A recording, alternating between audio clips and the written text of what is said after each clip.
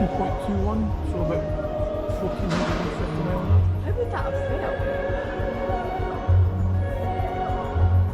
There's 4 people on the ground killed.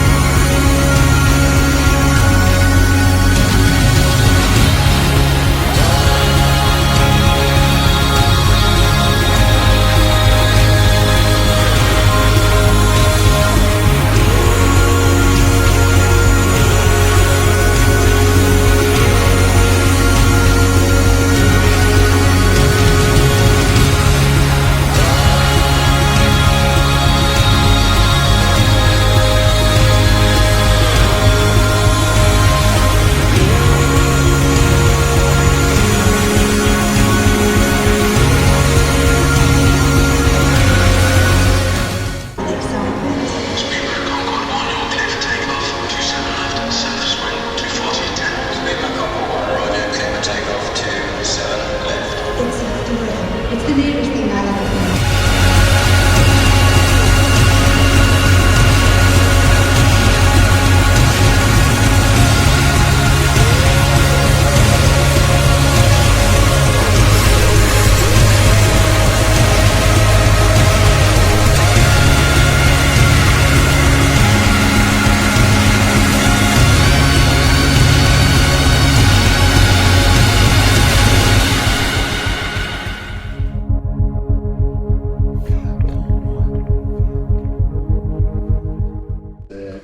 Re-established in 1940 as an operational training unit to teach guys how to constitute a night flying attack squadron with Bristol bullfighters, and this is a tan coloured fuselage behind me. A number of pieces is the remnants of a bullfighter here. And when they first brought the aircraft to East Fortune, they very quickly realised they had no mechanics that could service to effect these radio engines. They had to bring 30 guys from the Bristol Aircraft Company to Livermore in the hangar for the first section's operation, just to get everyone else up to speed on the programme. So they still call it the Bristol hangar for that reason. At the moment it's our chief conservation hangar here at Flight, and you'll find that you should think about a conservation hangar in terms of the conservation of aircraft like you think about a garden shed in terms of a garden. It's just where you keep all the tools. Some of the aircraft are under restoration, but not necessarily everything here is of most importance. The museum has 2 full-time conservators on staff based here at Flight, and unfortunately for these guys, they spent the majority of the time working on the 2 outside aircraft pictures, the Havilland Comet and the Avro Vulcan. In the last 6 to 12 months, They both had their undercarriages and landing gear completely sandblasted and then bead blasted with their outside company to get rid of all the detritus and debris before they were repainted, primed off and then repainted. We are currently awaiting an announcement on when they're going to do the top of the fuselage of the Comet. I was told that when the weather was good in June, May and June, that would start. And what that means in the flight is up to interpretation. It's generally a little bit windy at the moment to start getting painted on these outside aircraft. I was kind of hoping that the Vulcan would be done by the end of the summer. But, one of our conservators has left the site, left the museum to go to a new job in Berlin. So we're one down at the moment. And, I'm kind of hopeful that they'll maybe outsource it and get someone else to do it. I think it might be slightly delayed in getting that Vulcan completed at the moment, 100 miles. And it is powered by 20 tons of kerosene and 60 tons of liquid oxygen. Oxygen has to be maintained at a temperature of minus 187 degrees Celsius to maintain its liquid state, and you can't leave it at that temperature for very long inside this rocket. Essentially would freeze up the components and stop it from working. It's why Blue Streak has to be fueled immediately before launch. That can take upwards of 5.5 to 6 minutes. Almost double the time of a first strike Soviet nuclear attack at the height of the Cold War. You can see where this is going, right? Making it not exactly the most reliable mortality record in the arsenal when it was developed. In fact, the recent time when this rocket is so long, it's the reason Britain became the first nation to develop prototype nuclear silos, large concrete tubes used to house the rockets with a glass cap on top, purely to allow neutrality strikes when it's wet in the event of a hot conflict in the Soviet Union. And although we only built a prototype silo, it was such a good idea that everyone else in the game copied almost immediately. The Americans, the Russians and the Chinese all designed and built their own silos to host their nuclear missiles. Blue Streak was meant to cost about £30 million when it was dreamt up in 1953. When the bill came in 1959 at about £390 million, they decided to get rid of it when none of the services really wanted it. And that was the incoming bill in 1960. They also cancelled the TSR-2 and a bunch of other tech. But Blue Streak was a little bit of an overshoot, and it had failed to achieve its primary objective of being a useful ballistic nuclear missile, and it wasn't able to leave Earth's atmosphere. There's a launch capsule in the corner of the hangar from when we sold it to the ESA. They wanted to use it to launch Italian communication satellites, and they found that it wasn't really great for doing that until to the fact that it couldn't get out of the atmosphere. So at that point, it kind of really improved. Behind you guys on the other side, you'll see there's a blue steel, which is an example of that air deterrent. Behind the fan from that way front one there, it is an air launch standoff bomb attached to the V-bomber boat and therefore taken off the Vulcan. The idea behind blue steel, and I'm sorry guys, you're looking at the top there, you'll have to come back and see blue steel on top here.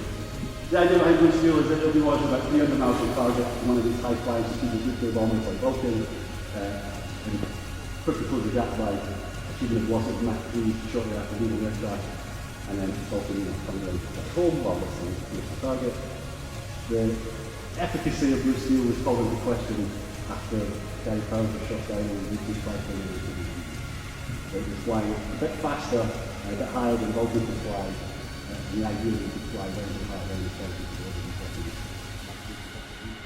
Vulcan was redesigned for 300 feet instead of 50,000 feet, thanks to the new kind of paint job on it. And it was given a whole bunch of cool toys and tools to do that. Ground following Doppler radar to follow in the terrain without smashing into the low light red shrimp signal boosters and jammers. But it had been designed as this high altitude strategic bomber. The guy sitting in the cockpit, the pilot and co-pilot, have the nice Martin Baker ejector seats to escape with. The other three crew on Vulcan sit behind them facing rearwards with the hatch on the floor to escape from. And that might be okay at 50,000 feet with a parachute. At under 300 feet, it's going to be a bit of an issue. So, these guys would fly missions for 25 or 30 years in this aircraft, knowing fine well. But if there was ever a serious incident and need to escape from it, it might have been very problematic indeed. And then behind you guys on this side, and you might have to go this side of the aircraft to see it, this little white missile that's in two halves is a submarine-launched Polaris. And these were first given to us in 1967, although the Americans had them as early as 1960. The Polaris is ICBM that can travel around 3,000 kilometres, delivering 3 20 kiloton warheads. This one uniquely was used at a test facility in Portsmouth to train sailors how to load them into the missile tubes. Because the first time you do it, you probably don't want to do it with a live one, I would assume. Yeah. But once they've removed the rocket fuel and the fissile material from this weapon, they had to fill it with 13 tons of concrete to match the weight, which is how heavy that stuff is inside the rocket. Suffice to say that when we first launched these Polaris, when we first put these Polaris to sea in submarines, there would probably be 12 on a sub, at 12 strong. Each sub would probably have more destructive power than all the bombs dropped in World War II put together, which is the level of hazardous.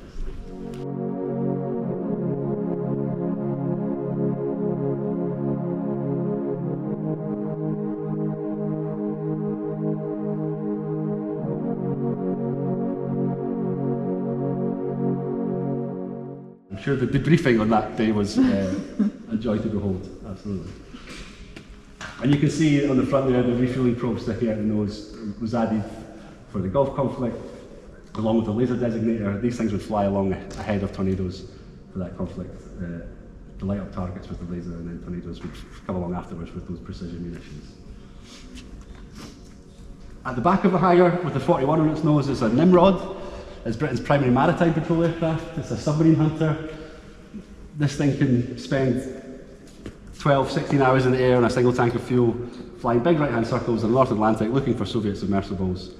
One guy in the back has the awesome job every 45 minutes of just dropping a sonar buoy out of the tube into them. And you guys look at the edge of the hangar there, those 3 computer screens you see is the sonar suite from inside the aircraft.